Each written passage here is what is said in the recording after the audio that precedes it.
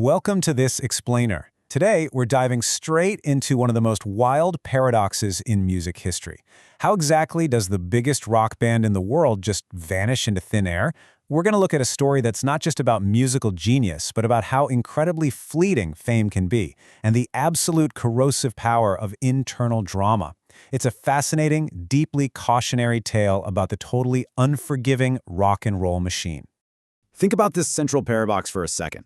Imagine a sound so colossal it literally shakes the earth, a sonic earthquake reverberating through stadiums packed with hundreds of thousands of screaming fans. But then, imagine that exact same titanic sound just fading into a whisper, becoming a total ghost. The crazy thing here is that the very fire that fuels brilliant earth-shattering creation, it's often the exact same fire that triggers its catastrophic destruction. Keep that duality in the back of your mind as we trace their path today. Part 1. Forged in Rebellion, the late 70s crucible. So we start back in the late 1970s, right in the gritty underbelly of their hometown. Back then, you could feel this heavy, palpable dissatisfaction with the polished sheen of mainstream rock. It was basically the perfect, fertile ground for rebellion. And out of that grit came four sonic alchemists ready to practically claw their way out of your speakers. Now, to understand their meteoric rise, you really have to get their sound. Their sonic alchemy absorbed the bluesy grit of Led Zeppelin, combined it with the raw, heavy power of Black Sabbath, and then filtered the whole thing through their own avant-garde lens. You had their influential drummer laying down these driving, percussive onslaughts, anchored perfectly by thunderous, absolutely seismic bass lines.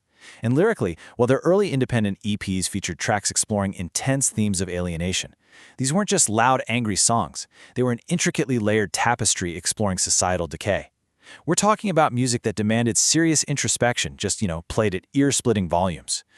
But right at the heart of the band's dynamic were two totally contrasting character foils. On one side, you've got the vocalist. He's this charismatic shaman on stage, a really dominant personality who was increasingly drawn to the wild excesses of the rock star lifestyle, complete with an erratic, gravel-throated howl. Then, pitted directly against him is the lead guitarist. He was the quiet architect of their soundscapes, a guy with absolute technical brilliance who slowly began to feel like his artistic vision was being stifled and overshadowed. It's that classic age-old clash, right? The erratic frontman versus the quiet virtuoso. Moving on to part 2, the zenith of fame, a sonic detonation. Let's take a look at their massive commercial breakthrough because it was an absolute cultural phenomenon. Helmed by a legendary producer behind the boards, the production on their second album was, frankly, revolutionary. It captured their raw live energy but added this massive cinematic sweep that was totally unheard of in hard rock at the time. They had their instant anthem track, you know the one, that driving riff with a chorus that was practically a primal scream. But their true artistic legacy was really cemented by their epic masterpiece. It was a sprawling 10-minute deep cut that shifted seamlessly from crushing doom to these soaring, gorgeous melodies. This meticulously crafted album made them the undisputed kings of rock and pretty much a critical darling overnight. 80,000. I just want to let that number sink in for a second. To truly understand the sheer scale of their success, you have to imagine the deafening reality of 80,000 voices in a single stadium sing along to every single word. That's enough people to fill an entire small city. They weren't just playing music anymore. They were these massive spectacles of light, sound, and pure unadulterated energy. They permeated literally every facet of pop culture. At this point, they were completely unassailable. Which brings us to part 3, cracks in the surface, the weight of expectation. The thing is, soaring success brings relentless pressure. Beneath the glittering surface of those platinum records and sold-out arenas, the unified front that built this entire empire began to severely fray. We can break down the anatomy of this fall into a pretty exact recipe for disaster. First up, the relentless touring schedule just exhausted them to the bone. Second, the sheer weight of expectation to somehow outdo their masterpiece was constantly bearing down on them. Third, the unchecked ego and excess of the frontman really started breeding deep resentment within the group. And finally, that once innovative creative friction, it just turned into outright antagonism. They literally went from stadiums packed with adoring fans to having intensely petty studio arguments over things as trivial as guitar pedals. The magic was turning into a total battleground.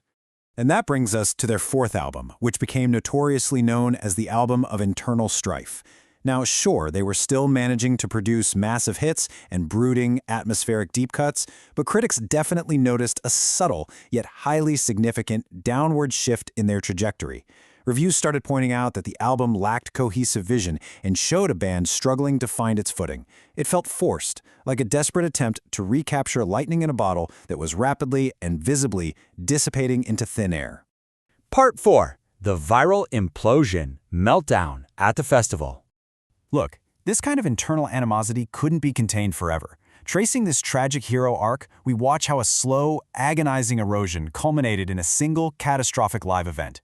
You can see the buildup right here on the timeline. From their gritty origins and rebellion in the late 70s, jumping forward to that massive breakthrough success, followed shortly after by the brutal tension of their fourth album. The tour for that album was essentially a microcosm of their turmoil.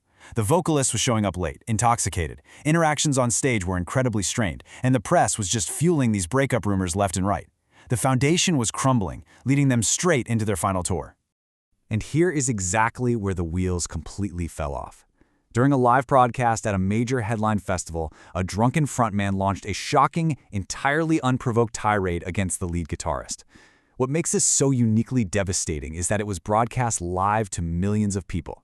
It became this grainy, shaky, viral sensation of a rock band imploding in real time.